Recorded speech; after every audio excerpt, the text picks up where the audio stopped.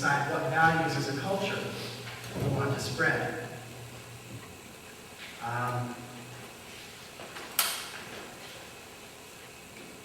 So the final story I want to share with you, and then we can discuss this. I want to share with you a story from the late Terry Dobson.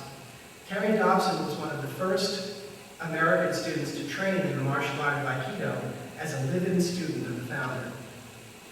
And although Aikido is a martial art, its founder always insisted that it was a spiritual pursuit.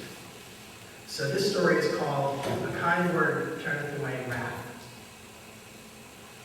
A turning point in my life came one day on a train in Japan. The train clacked and rattled through the suburbs of Tokyo on a drowsy spring afternoon. Our car was comparatively empty. A few housewives with their kids in tow, some old folks going shopping. I gazed absently at the drab houses and dusty hedgerows. At one station, the doors opened, and suddenly the afternoon quiet was shattered by a man bellowing violent, incomprehensible curses. The man staggered into our car. He wore laborer's clothing, and he was big, drunk, and dirty. Screaming, he swung at a woman holding a baby. The blow sent her swinging into the laps of an elderly couple. It was a miracle that she was unharmed. Terrified, the couple jumped up and scrambled toward the other end of the car. The laborer aimed a kick at the retreating back of the old woman, but missed as she scuttled to safety. This so enraged the drunk that he grabbed the metal pole in the car and tried to wrench it out of its stanchion. I could see on his hands that he was cut and bleeding. The train lurched ahead. The passengers were frozen with fear. I stood up. I was young then, some 20 years ago, and in pretty good shape. I'd been putting in a solid 8 hours of Aikido training nearly every day for the past 3 years. I liked to throw and grapple. I thought I was tough. Trouble was, my martial skills were untested in actual combat. As students of Aikido, we were not allowed to fight. Aikido, my teacher had said again and again, is the art of reconciliation. Whoever has the mind to fight has broken his connection with the universe. If you try to dominate people, you are already defeated. We study how to resolve conflict, not how to start it. I listened to his words and I tried hard. I even went so far as to cross the street to avoid the chimpira, the pinball punks who lounged around the train station. My forbearance exalted me. I felt both tough and holy.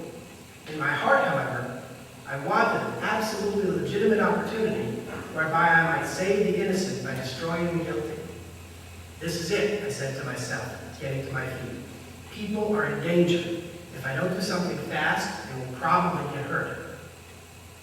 Seeing me stand up, the drunk recognized a chance to focus his rage. Aha, he roared. A foreigner, you need a lesson in Japanese manners.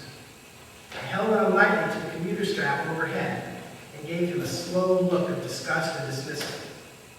I planned to take this turkey apart. But he had to make the first move. I wanted him mad, and so I puckered my lips and blew him a little kiss. All right, he hollered, you're going to get a lesson. He gathered himself for a rush at me.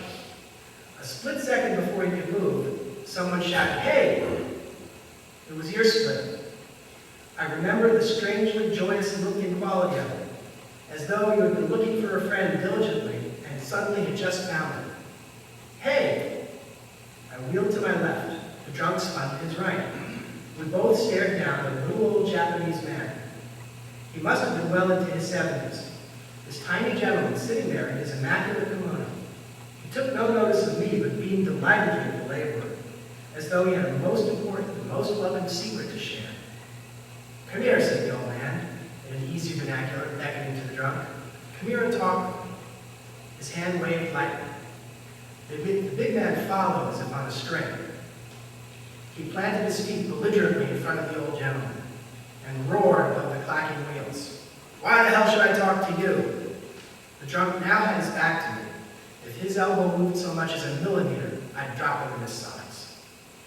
The old man continued to beam at the laborer. What you been drinking? He asked, his eyes sparkling with interest. I've been drinking sake, the laborer bellowed back, and it's none of your business. Flecks of spittle spattered the little man.